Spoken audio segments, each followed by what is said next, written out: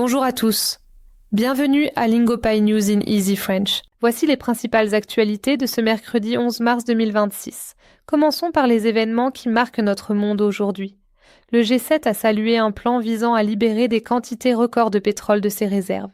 Cette décision intervient alors que les prix du pétrole continuent d'augmenter en raison du conflit israélo-iranien. Un incendie de bus en Suisse a fait au moins 6 morts. La police enquête sur cet acte délibéré, mais n'y voit pas d'attaque terroriste.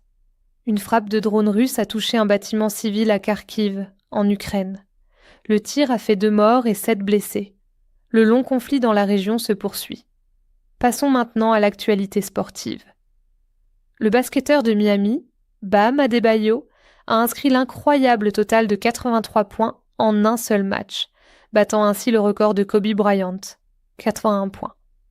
L'Atlético de Madrid a créé la surprise en battant Tottenham Hotspur lors d'un match de Ligue des Champions. Le gardien de Tottenham a encaissé 3 buts en seulement 17 minutes et a dû quitter le terrain. Ce fut une soirée catastrophique pour le club londonien.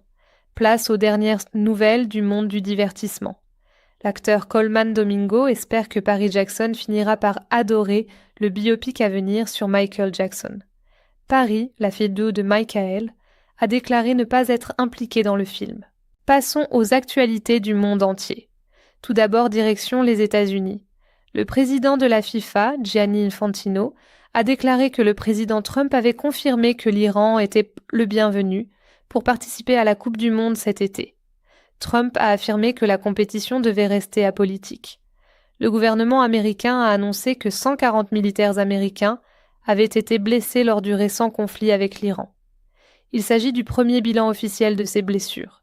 En Amérique latine, le Pérou est en deuil suite au décès de l'écrivain Alfredo Brice Echenique, à l'âge de 87 ans. Il était surtout connu pour son roman Un monde pour Julius, qui racontait l'histoire de la riche élite péruvienne.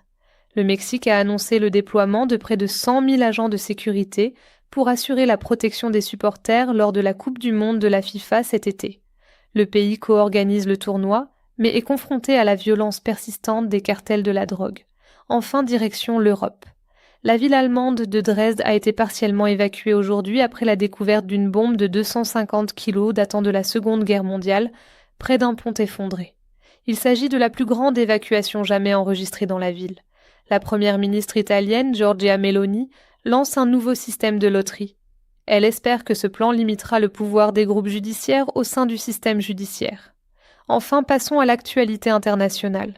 Une attaque de drone à Goma a coûté la vie à un humanitaire des Nations Unies. Un travailleur français a également perdu la vie. Des groupes rebelles contrôlent actuellement cette ville du Congo. La Chine et la Corée du Nord vont rouvrir leurs liaisons ferroviaires de voyageurs pour la première fois depuis le début de la pandémie.